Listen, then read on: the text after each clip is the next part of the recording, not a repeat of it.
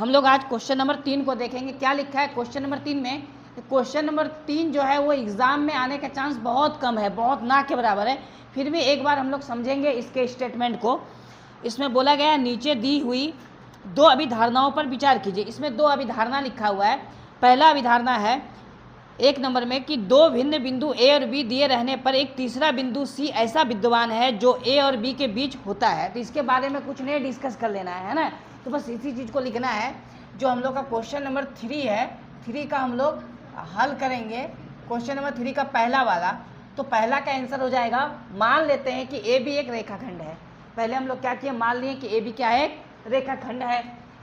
ए और बी के बीच में असंख्य बिंदु विद्यमान है। असंख्य बिंदु का मतलब क्या होता है, मान लिया जाए ये ए और बी एक रेखाखंड है। ये रेखा नहीं है बल्कि रेखाखंड है। इसके बीच में पॉइंट कितना है, बहुत सारा, क्योंकि एक रेखा किससे बना होता है, बिंदु से मिलकर बना होता है। सभी बिंदुओं को आपस में अगर अटैच कर दिया जाए तो वो एक रेखा का रूप ले लेती है। ठीक है, तो वही बोला है कि माना ए बी एक रेखाखंड है, ए और बी के बीच में असंख्य बिंदु है। इन्हीं में से कोई भी एक बिंदु हम सी चुन लेते हैं। मेरा मन है यहाँ एक बिंदु सी ले लिए। बिंदु तो बहुत सारा है, एक बिंदु को सी मान लिए। सी को चुनने पर वह ए और बी के बीच में स्थित होगा, है ना। वो ए और बी के क्या होगा, बीच में स्थित होगा। अच्छा, ए और बी के बीच में स्थित का मतलब क्या होता है कि ए से लेकर सी जितना दूरी पर है, सी से बी भी उतना ही दूरी होगा क्या? तो ऐसा नहीं है। बीच उसको नहीं बोला जाता है। एक्यूरेट जो बीच में होता है उसको मध्य बोला जाता है। अगर हम बोलते कि सी मध्य है तब ये दोनों को दो भाग में डिवाइड करता। सी बीच में है, इसका मतलब क्या हो गया कि ए और बी के बीच में कहीं भी सी ले सकते हैं। यहाँ भी ले सकते हैं, यहाँ भी ले सकते हैं, यहाँ भी ले सकते हैं, यहाँ कहीं भी ले सकते हैं। बात समझ में आ गया? जैसे मान लिया जब 5 लोग हैं, उसके बीच में 3 लोग बैठे हुए हैं, है ना। 5 लोग में के बीच में कितने लोग हैं, 3 लोग हैं। एक लोग लास्ट में है, एक लास्ट में, है ना। उसी तरह बीच और मध्य अलग होता है, मध्य अलग होता है, बीच अलग होता है। ठीक, तो हम लोग का यही चीज़ यहाँ लिखना था। ये हम लोग का आंसर हो गया पहला वाला। इसी को लिख देना है, खत्म हो जाएगा। अब आते हैं 3 का 2 नंबर में। यहाँ लिखा है, यहाँ कम से कम ऐसे 3 बिंदु विद्यमान हैं कि वे एक दूसरे पर स्थित नहीं हैं। बोलता 3 बिंदु ऐसे हैं, क्या बोला गया है यहाँ पर, 3 बिंदु विद्यमान हैं कि वे एक दूसरे पर स्थित नहीं है। 3 बिंदु हैं लेकिन अलग अलग, एक दूसरे पे स्थित नहीं है। तो आंसर में लिखना होगा, यदि केवल 2 बिंदु है, मान लेते केवल 2 बिंदु हैं, तो उन्हें सदैव एक रेखा से जोड़ा जा सकता है। अगर 2 बिंदु है, जैसे एक बिंदु ये, एक बिंदु ये, केवल 2 बिंदु है, तो इनको हम एक रेखा से ऐसे जोड़ सकते हैं। ठीक है, P और Q मान लेते हैं, क्या है, P और Q है। इनको एक रेखा से हम लोग क्या कर सकते हैं, जोड़ सकते हैं। अगर 2 बिंदु है तो ये और ये, ठीक है। लेकिन आगे लिखा हुआ सदैव एक रेखा से जोड़ी जा सकती है। अतः कम से कम 3 बिंदु ऐसे होने चाहिए जो संरेख ना हो। अब संरेख क्या है, असंरेख क्या है? जब 3 बिंदु एक ही रेखा पे हो तो उसे संरेख बोलेंगे। तो 3 बिंदु संरेख नहीं होना चाहिए। इस प्रकार 2 बिंदु को एक रेखा से जोड़ते हैं, 2 बिंदु को एक रेखा से जोड़ते हैं, 2 बिंदु को एक रेखा से जोड़ते हैं। ये संरेख नहीं है, ये संरेख नहीं, ये असंरेख रेखा है। संरेख रेखा वो कहलाती है जो एक ही रेखा पे हो, तीनों बिंदु। मान लिया जाए एक पॉइंट और यहाँ है, तो तीनों पॉइंट को मिलाएंगे तो एक ही रेखा पे होगा ना। ये संरेख है और ये क्या है, असंरेख है। तो इसमें यही चीज़ को बोला गया है, अगर 2 बिंदु है तो सदैव एक रेखा से जोड़ा जा सकता है, ठीक है। लेकिन कम से कम 3 बिंदु है तो वो असंरेख होना चाहिए, तब एक रेखा से नहीं जोड़ा जा सकता है। यही लिखना था। तो हम लोग का ये 2 नंबर का आंसर है। यानी 3 नंबर में जो 2 क्वेश्चन है उसका दोनों आंसर ये, इसको लिख लेना है। देखो क्वेश्चन नंबर 4 में लिखा है, यदि 2 बिंदुओं ए और बी के बीच एक बिंदु सी ऐसी स्थिति में है कि ए सी बराबर बी सी है, तो सिद्ध कीजिए कि ए सी बराबर 1/2 ए बी है। एक आकृति खींचकर इसे स्पष्ट कीजिए।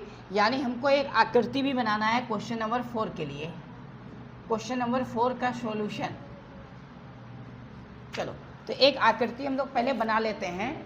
ये एक आकृति है, ये पॉइंट ए, ये पॉइंट बी, ठीक है।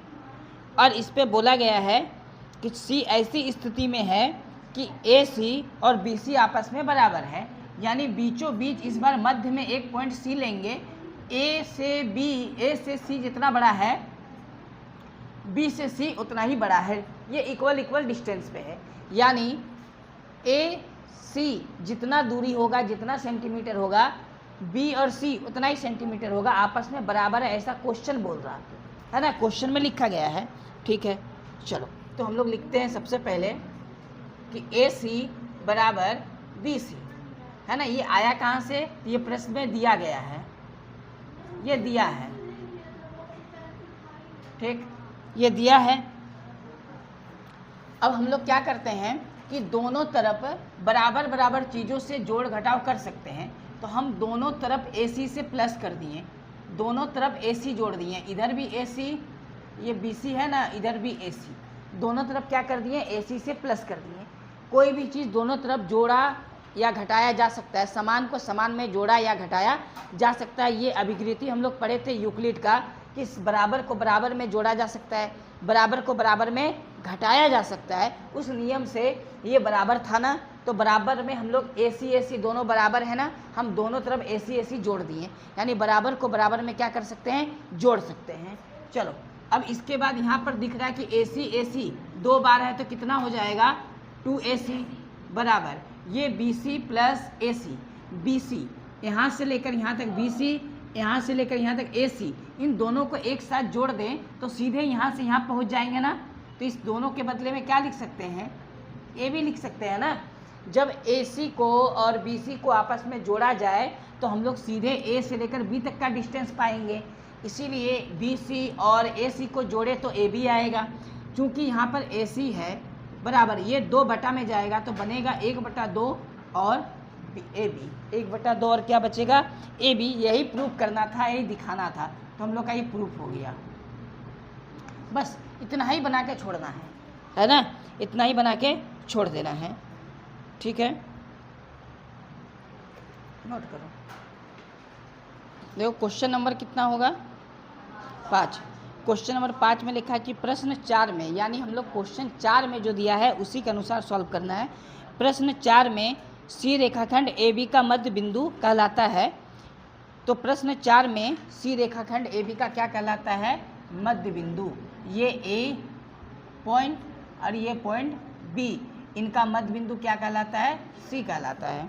ठीक है, तो सिद्ध कीजिए कि एक रेखाखंड का एक और केवल एक ही मध्य बिंदु होता है। सिद्ध क्या करना है कि एक रेखाखंड का केवल एक ही मध्य बिंदु होता है, यही सिद्ध करना है। ठीक है, तो ये क्वेश्चन नंबर 5 है। तो लिखेंगे माना रेखाखंड AB के दो मध्य बिंदु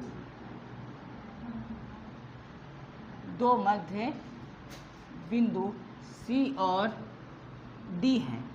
हम लोग क्या किए ना, सिद्ध करना है कि एक रेखाखंड का केवल एक ही मध्य बिंदु होता है ना, तो हम लोग मान लेंगे कि रेखाखंड जो AB है इसका 2 मध्य बिंदु है, C और D। हमको प्रूफ एक ही करना है, सच में एक ही होता है, वो प्रूफ करना है, लेकिन थोड़े देर के लिए मान लेते हैं कि हम लोग एक रेखाखंड के 2 मध्य बिंदु है जिसका नाम C और D हम लोग दिए हैं।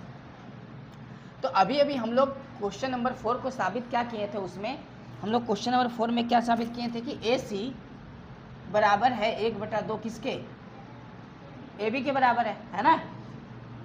अगर C और D दोनों मध्य बिंदु है तो जब A एक बार C के साथ हुआ तो C के स्थान पर दूसरा मध्य बिंदु क्या आ जाएगा, D आ जाएगा।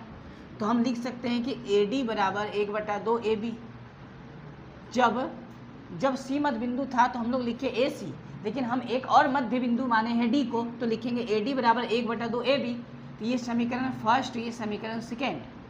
तो हम लोग लिखेंगे समीकरण 1 और 2 से, समीकरण 1 और 2 से क्या मिल रहा, AC बराबर क्या मिल रहा, AD।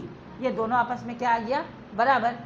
AC और AD तभी बराबर होगा, ये तभी संभव है जब C और D एक ही बिंदु पे हो, जब C और D एक ही बिंदु पे है। तो हम लोग लिखेंगे यह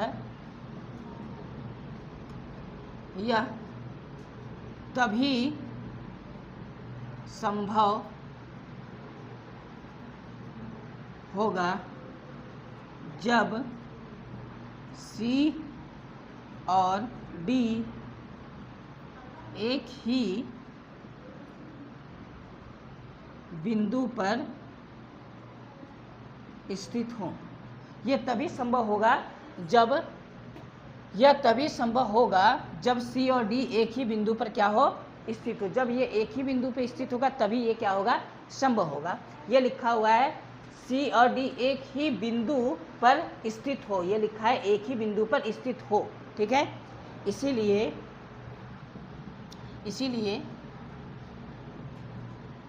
रेखाखंड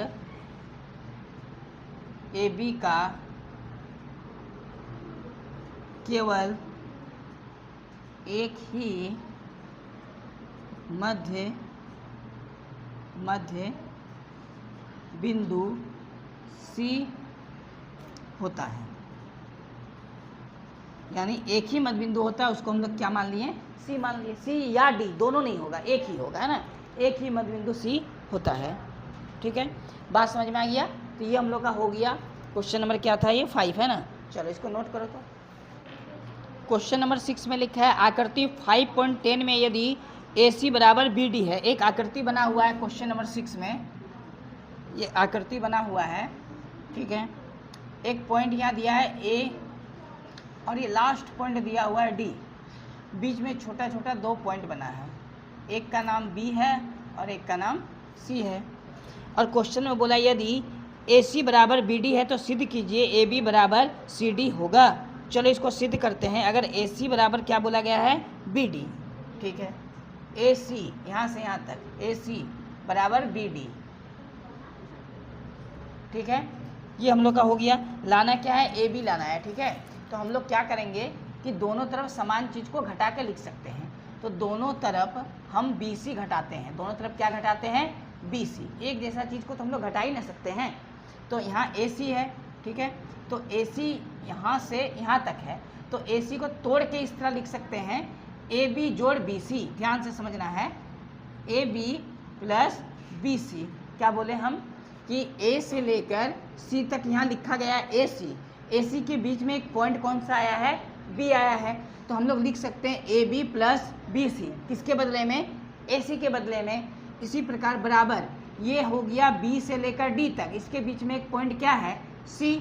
तो B से D तक जाने के लिए हम लिख सकते हैं BC और प्लस CD, ऐसा तो लिख ही सकते हैं ना, ठीक है। उसके बाद इम्प्लाइज यहाँ पर देख रहे कि BC और BC एक जैसा है, तो दोनों तरफ हम लोग इसको क्या कर सकते हैं, कैंसिल कर सकते हैं। तो बचा क्या, AB, इधर क्या बचा, CD। फिलहाल यही प्रूफ करना था, प्रूफ हो चुका है, यही सिद्ध करना था, है ना। तो सिद्ध करना बिल्कुल आसान था इसमें। अब इसी प्रकार क्वेश्चन नंबर, ये आखिरी होने वाला है पूरे चैप्टर का, एक्सरसाइज का, क्वेश्चन नंबर 7, ठीक है। तो क्वेश्चन नंबर 7 में लिखा हुआ है यूक्लिड की अभिगृतियों की सूची में दिया हुआ अभिगृत 5 का सर्वव्यापी सत्य क्यों माना जाता है। तो अभिगृति जो 5 है ये सत्य क्यों माना जाता है। तो अभिगृति 5 हम लोग लिख लेते हैं। इसमें लिखा है पूर्ण अपने भाग से बड़ा होता है। तो आंसर में हमको लिखना है चूँकि अभिगृत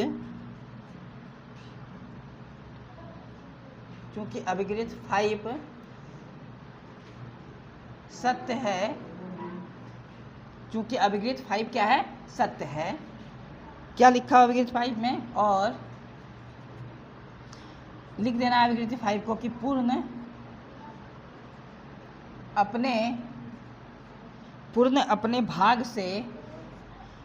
अपने भाग से क्या होता है, बड़ा